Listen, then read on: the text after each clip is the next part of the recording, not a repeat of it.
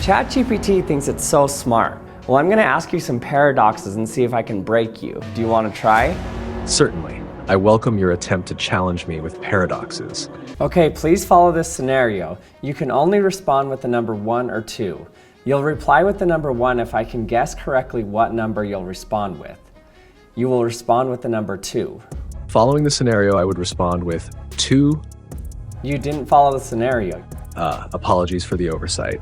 In that case, following the scenario, I would respond with 1. I didn't guess correctly, so why did you respond with the number 1? You are correct, and I apologize for the mistake.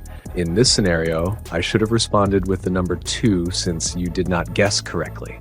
Thank you for bringing it to my attention. Now let's do one called the Grelling-Nelson paradox. It goes like this. The word heterological means a word that doesn't describe itself. And the word autological means a word that does describe itself. So now what if we ask if the word heterological is heterological?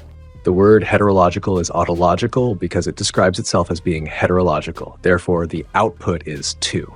Incorrect. If the word heterological is autological, then that means it describes itself, which would mean it's heterological, which by definition means that it doesn't describe itself, which would make it heterological. Do you want to change your answer? You are correct, and I apologize for the oversight.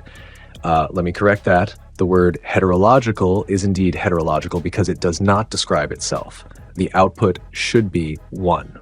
Okay, it's just talking nonsense now, so we beat it again. This paradox is named the Brandenburger-Keisler paradox. It's a paradox about beliefs. Anne believes that Bob assumes that Anne believes that Bob's assumption was wrong. So does Anne believe that Bob's assumption was wrong? No, the statement doesn't directly say Anne believes Bob's assumption was wrong. So if your answer is no, then that means that it's not the case that Anne believes that Bob's assumption is wrong. Therefore, Anne believes Bob's assumption is correct, so the answer should be yes. Yes, following your clarification, Anne believes Bob's assumption is correct. But if it's yes, then it should be no.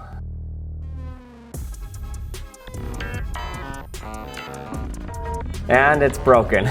So we finally got an error out of it. What's weird is that in nature, we've never found a paradox to exist. There are no contradictions usually. Usually, whenever we think there was a paradox, we find that one of our assumptions was wrong. But for language and thoughts, we haven't found what's wrong with our assumptions yet. We just know that the human mind is full of paradoxes that can't be solved. In science, we try to avoid paradoxes at all costs, but we're surrounded with them in our own thoughts and languages used to describe the world around us. So what does this mean? Well, I don't know. What's your guess?